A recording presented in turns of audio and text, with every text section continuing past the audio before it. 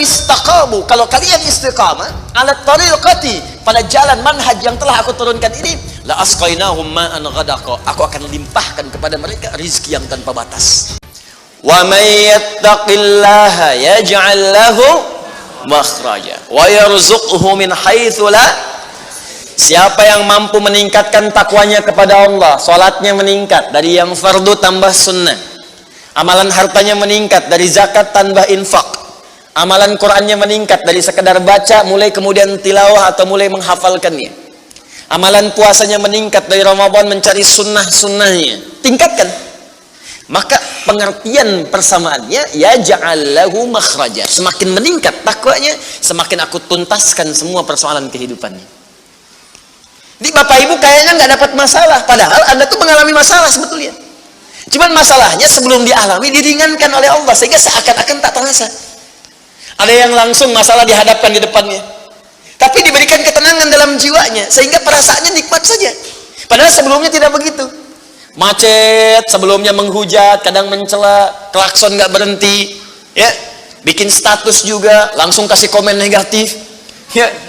Jakarta kesini banjir, siapa gubernurnya misalnya? Apa solusinya? Ini begini, ini begitu. Apa solusinya?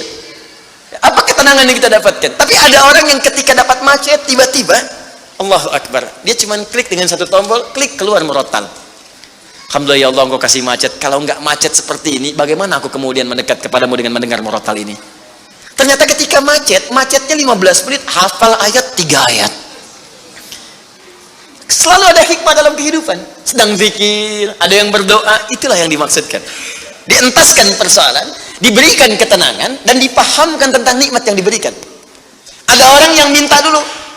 Nah nanti orang soleh ini, solihin, itu diantara mereka bertawasul dengan amal solehnya. Ada yang sering bersolawat, tawasul dengan solawatnya. Ada yang sering infak, tawasul dengan infaknya. Bukankah kita pernah mendengar kisah yang sangat viral? Padahal masa itu belum ada media sosial, tapi sampai kekinian sekarang. Kisah ini terjadi sangat lampau, sampai sekarang lewat 15 abad masih viral, dibukukan. Perhatikan, kalau kita ikhlas, maka semua kisah kebaikan kita akan diangkat sampai di masa yang tidak batas, sampai terjadi hari kiamat kembali kepada Allah Subhanahu wa taala. Walaupun komunikasi alatnya tidak lengkap. Pernah dengar kisah 3 orang yang sedang berjalan, kemudian tiba-tiba ada hujan, berlindung masuk ke sebuah gua. Begitu masuk di dalam gua itu, kisahnya sangat populer sekali, sampai ada di Sahih Al-Bukhari, sampai sekarang sedang dikisahkan. 3 orang laki-laki sedang berjalan beraktivitas, tiba-tiba datang hujan deras, berlindung masuk ke dalam sebuah gua. Ketika duduk di gua itu, tanpa sadar batu dari atas menggelinding menutup ke dalam muka pintu gua itu. Push, rap. Saking padatnya tidak meninggalkan celah yang cukup untuk mereka keluar. Akhirnya setelah reda, berusaha untuk mendorong. 3 orang nggak sanggup. 1 lemas, yang 2 dorong makin nggak sanggup. 1 lebih lemas, 1 orang dorong, ya sama betul-betul nggak sanggup. 3 aja nggak sanggup, 1 pengen dorong, nggak bisa. Akhirnya yang paham rumus ini, dari 3 orang itu mulai berkata kepada teman yang 2, ini mustahil kita bisa kemudian tuntaskan kecuali kita bertawasul dengan amal soleh yang pernah kita kumpulkan dalam hidup. Jika kita sudah merasa tak mampu sebagai makhluk, maka ini tanda dari Allah untuk meminta kepada Khalik. Dan disinilah kita disadarkan oleh Allah pentingnya amal soleh. Maka kalau kita sudah merasa amal soleh kita bermanfaat, bahkan bisa dipakai dalam doa, nanti akan semakin semangat amal solehnya. Itu rumus Pak Bu. Di sekarang banyak orang itu tidak mengerti kenapa mesti beramal soleh. Karena itu ketika diminta beramal, malas.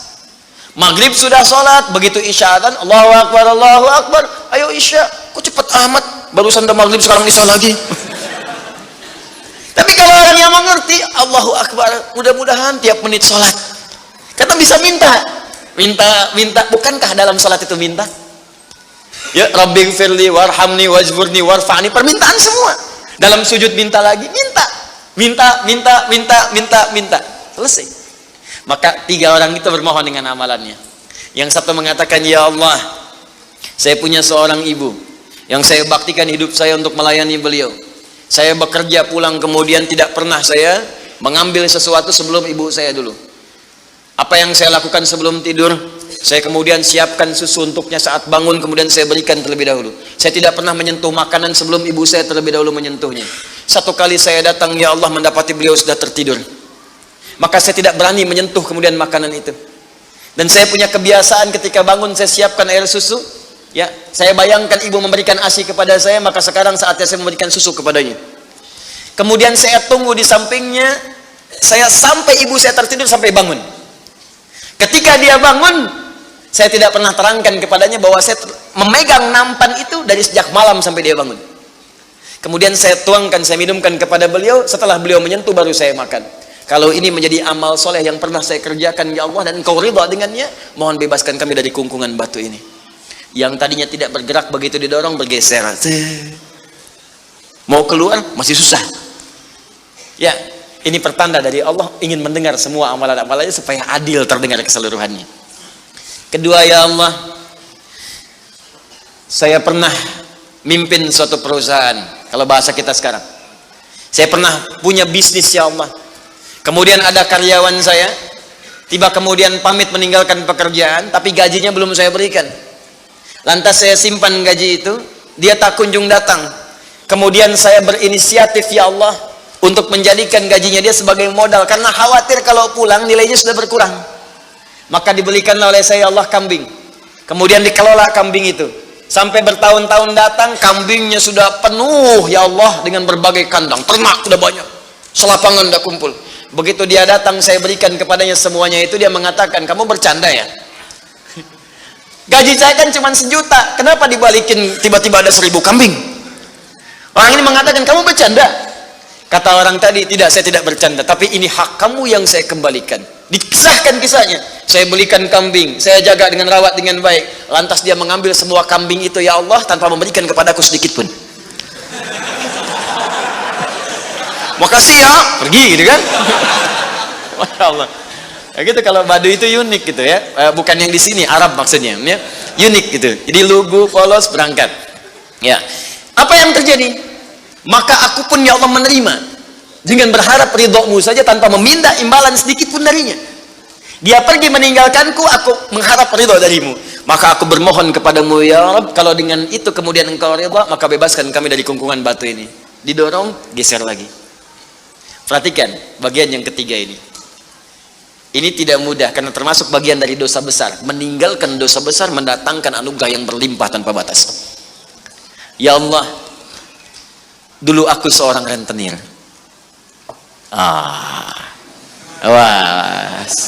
Banyak sekarang nih, ya, yang benjol-benjol, yang catat-catat. Dulu aku seorang rentenir, ya. Kemudian, ya Allah, aku pinjamkan kepada orang-orang untuk mengambil bunga yang berlipat dan lebih banyak. Tapi aku mencintai seorang putri dari pamanku. Setiap aku lamar, dia selalu menolak. Putrinya itu orang soleh, Pak, Bu, baik. Makanya di Quran jelas orang soleh nggak akan dipertemukan dengan yang kurang baik. Tapi jangan pesimis dulu. Caranya jadi orang baik dulu, nanti akan diarahkan pada yang baik. Sabar. Datang sendiri nanti. Ya. Maka apa yang terjadi? Satu saat aku punya kesempatan karena pamannya ternyata butuh modal, aku pinjamkan. Lama dia kemudian tidak bayar-bayar sampai menggelinding hutangnya begitu banyak terkumpul. Datanglah kemudian anak gadisnya kepadaku untuk minta keringanan. Maka aku katakan kepadanya, malam ini pun hutang bapakmu aku akan lunasi seluruhnya tanpa kecuali kalau malam ini engkau mau bergaul denganku. Maka anak perempuan itu sedih, merasa terancam, tapi tak mampu berbuat banyak untuk bapaknya. Dia pasrah kemudian mengiyakan. Di malam itulah sejak aku siap-siap untuk menggaulinya, tiba-tiba si gadis itu dengan fitrah lisannya mengatakan, nih kalau orang nggak pernah maksiat, ini kalimatnya itu tinggi sekali, besar, pengaruhnya banyak. Kata perempuan ini, ittaqillah, paman, bertakwalah kepada Allah. Satu kalimat di gadis itu menggetarkan pada jiwaku, melahirkan rasa takut yang sangat dalam. Aku lari meninggalkannya sambil mengatakan, sudah, bapakmu tak ada utang lagi padaku, dan aku lari meninggalkannya. Ya Allah, kalau dengan perbuatan itu engkau ridha yang menjadikan aku bertobat sampai sekarang, maka mohon ya Allah bebaskan kami dari kungkungan batu ini. Begitu mau didorong, batunya sudah menggelinding jauh meninggalkan mulut gua itu. Kumpulan amal saleh yang digunakan wasilah untuk berdoa terkadang akan cepat mampu mengabulkan apa yang kita mohonkan. Apalagi kalau yang dimintakan adalah pengalaman meninggalkan perbuatan maksiat yang besar. Kadang maksiat-maksiat itu jangan diikuti. Jauhi, tinggalkan. Nanti saat butuh, minta dengan amalan itu. Itu boleh, ayatnya ada. Yang nyuruh Allah berarti Allah yang menetapkan jalan. Salah satu formulanya mengerjakan itu supaya semangat beramal soleh. Amal soleh itu kan cuma dua. Kalau enggak if'al, wala taf'al. Do it, live it. Kerjakan, tinggalkan. Kerjakan sholat, jauhi zina. Kerjakan kemudian infak, jauhi bohong. Kerjakan ini, tinggalkan ini. Anda cukup kerjakan, tinggalkan. Dan dengan wasilah itu minta kepada Allah. Jelas di sini? Nah, ini mungkin doa banyak disampaikan tapi jarang terkabulkan karena pengertiannya terbalik. Yang ditinggalkan dikerjakan, yang dikerjakan ditinggalkan. Terus dengan pedenya minta, ya Allah mohon kabulkan. Susah. Kenapa? Naktah sauda. Ketika berbuat maksiat mulai ada penutup, kemudian dicawan hatinya. Mulai yang ringan dulu begini. Sehingga saat cahaya akan masuk tidak tembus. Sedikit-sedikit. Allahu Akbar, Allahu Akbar. Dulu belum dengar adzan sudah ke masjid. Sekarang sudah dengar adzan masih belum semangat tuh ke masjid. Ini ada cawan nih yang ditutup. Makin keras lagi. Dulu masih nunggu qomat ke masjid. Sekarang sudah qomat mau dekat waktu sholat berikutnya nggak ke masjid juga. Begini. Tapi kalau sudah begini, ini yang susah. Bahkan orang sholat pun masih disoal juga. Ngapain sholat? Tidak akan memberikan solusi. Soleh ya. Ini udah begini. Sulit. Karena itu ketika memohon kepada Allah, kalau makanannya haram, perangkatnya haram, maaf, minumannya haram, pakaiannya haram, itu anna yustajabu lidzalik, kata Nabi di hadis Muslim. Maka barangkali itu penyebab doa sulit dikabulkan. Bukan Allah nggak ngabulkan, ketika diberikan nggak tembus tuh, nggak masuk. Begini cara berpikirnya.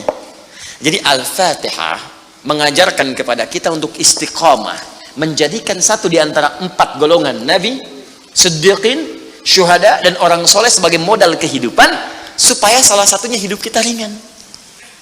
Istiqamah. Kalau sudah istiqamah, maka apa yang diberikan? Limpahan tanpa batas. Quran surah ke-72 Al-Jin ayat ke-16. Saya selesaikan dulu yang ini ya sebelum pindah. Wa allaw istaqamu 'ala at-tariqati la asqainahum ma'an ghadaqa. Wa allaw istaqamu, kan kalau mereka istiqamah 'ala at-tariqati, pada jalan yang telah kami tetapkan. Kata Allah jalan hidup jadikan role model kehidupan Nabi. Contoh prakteknya lihat Siddiqin. Kalau mau bertahap pelan-pelan, baca satu ayat amalkan, seayat amalkan, hadis satu amalkan. Jangan banyak-banyak. Ya, belajar meninggalkan larangan. Minggu pertama larangan di mata, jauhi larangan mata. Pekan kedua larangan telinga, pekan ketiga larangan lisan, sampai ke ujung kaki, sampai tubuh kita terbiasa meninggalkan larangan. Praktekkan.